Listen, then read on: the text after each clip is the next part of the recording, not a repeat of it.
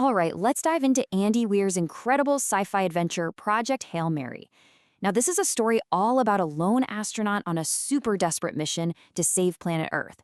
But, what he finds out there in the total blackness of space is something he never, ever could have expected. We're talking friendship, hope, and a choice, an absolutely impossible choice. So the book kicks off with this really simple question, just repeated over and over by some computer voice. And that's the very first thing our hero hears. We're thrown right into it with him, into this state of just total confusion. And the thing is, he can't answer because he has no idea who he is or even where he is. So yeah, our guy wakes up from a coma. He's totally alone, and he's got a massive case of amnesia. He doesn't know his name, where he is, why he's there, nothing. The only thing he knows for sure, something is very, very wrong. As he starts to come to, he realizes this is definitely not a hospital. The room is sterile, super high-tech. And get this, in the beds next to him are his two crewmates. And they didn't make it out of the coma. He's the only one left, the sole survivor. Okay, so what would you do if you woke up with no memory on some strange ship? Well, if you're a scientist, you do what you do best. You do science. He just falls back on pure instinct. He uses basic high school level physics to try and answer the biggest question he has. Where am I? So he runs his little experiment, right? Timing an object's fall again and again. And when he crunches the numbers, whoa, the result is shocking. The local gravity is way stronger than Earth's, like 1.5 times stronger. And that's not just a little weird, it's physically impossible if he's anywhere in our solar system. And that leads him to a terrifying but totally inescapable conclusion. He is not on Earth. I mean, that one single realization just changes everything. His personal mystery, that who am I question, suddenly balloons into this huge cosmic puzzle. Where in the heck am I, and what am I doing here? And as he starts to explore the ship, these little fragments of memory begin to come back to him, almost like flashes of a dream. And through these flashbacks, he starts to piece it all together. Not just who he is, but the whole reason for this incredible mission, this Project Hail Mary. He starts to remember the absolute catastrophe that was unfolding back home. There's this tiny little alien life form, they called it astrophage, and it has infested our sun. It's literally eating the sun's energy. This is causing our sun to dim, to cool down, and it's threatening to kick off a brand new ice age that would just wipe out everything. And then it just all comes flooding back. He remembers his name, Ryland Grace. And get this, he wasn't some hotshot astronaut. He was a junior high school science teacher who got pulled into this thing at the very last minute. His crewmates, Yao and Gilahina, they were the real experts. And now he's all that's left. The sole survivor of Project Hail Mary, which was a one-way, do-or-die mission to find a cure, 12 light years away from home. No pressure, right? I mean, the stakes just could not be higher. This wasn't some far-off problem for future generations. The climate models were predicting total societal collapse and mass extinction within a single generation. So he's not just out there doing research. He is literally humanity's last and only hope. So let's set the scene. He's 12 light years from home. He's all alone. He's got the weight of the entire world on his shoulders.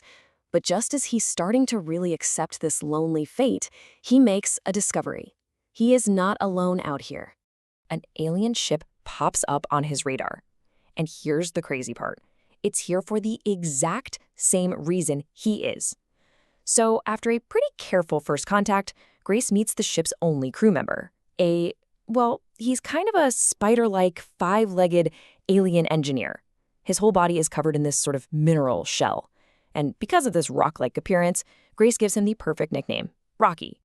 And these two could not be more different. I mean, they are as different as two intelligent beings could possibly be. Rocky comes from a planet with double our gravity, he breathes methane, his body has a totally different chemistry, and he sees using sound, like sonar. We're talking about being separated by biology, their home environments, and literally millions of years of evolving on completely different paths. So how in the world do you talk to someone like that? How do you bridge that massive gap? Well, they have absolutely nothing in common to start with, so they have to start from scratch, from zero. They build a language from the ground up, using things like the periodic table, the speed of light, things that are true everywhere. They literally build a language on the one thing they both share, the unbreakable laws of science. So what starts out as this very careful, scientific back and forth, well, it quickly turns into a real partnership. They're not competing, they're colleagues. They're a team, united against the very same threat to their existence. It turns out, and this is incredible, Rocky's home star is also infested with astrophage. His world is freezing to death, just like Earth. And he's also the sole survivor of his own Hail Mary mission, sent out into the void to find a cure for his people. It's the same exact story. In that moment, everything changes. The mission isn't just about saving humanity anymore. Now it's about saving two worlds. You've got these two survivors from totally different corners of the galaxy, and suddenly they are the last hope for both of their civilizations. And along the way, they form this incredible, unbreakable friendship. And working together, they actually do it. They succeed. They combine Grace's scientific mind with Rocky's just brilliant engineering skills, and they figure it all out. They crack the astrophage life cycle and discover its natural predator, a little microbe they named Taumuba. That's it. They found the solution, the key to saving both of their species. But hey, this is an Andy Weir book, so you know it's not going to be that simple, right? Of course not. Just as they're getting ready to say their goodbyes and save their planets, disaster strikes. A catastrophic accident completely contaminates Rocky's fuel supply, and his ship is just dead in space. So now Rocky has the cure, he has the samples that can save his entire species. But with no fuel, he has no way to get home. He's stranded. He's gonna die out there, knowing his planet is doomed. Meanwhile, Grace has just enough fuel to get himself back to Earth, but not enough for both of them, not even close. And this right here sets up one of the toughest moral dilemmas you'll ever read. What do? Does he complete his mission, save the billions of people back on Earth who are counting on him, and just leave his best friend to die? Or does he save Rocky, and by doing so, condemn his own entire species to extinction? And Grace makes his choice. He carefully loads the cure, the Tamuiba samples, onto his little automated probes, the beetles, and he launches them straight toward Earth. Mission accomplished. The cure is on its way. Humanity's gonna be saved. But here's the thing. Launching those probes used up the fuel he needed to get home himself.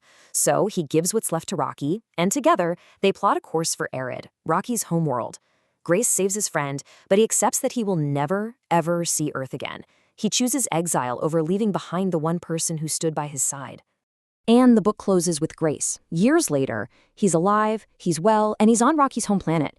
He's surrounded by these curious little Iridian children, and he's doing what he does best. He's teaching them science. See, he saved his world, and then he saved his friend. And in the process, he found a new home. It really leaves you with a powerful thought, doesn't it? What does it really mean to save the world if it costs you the very friendships that make that world worth saving in the first place?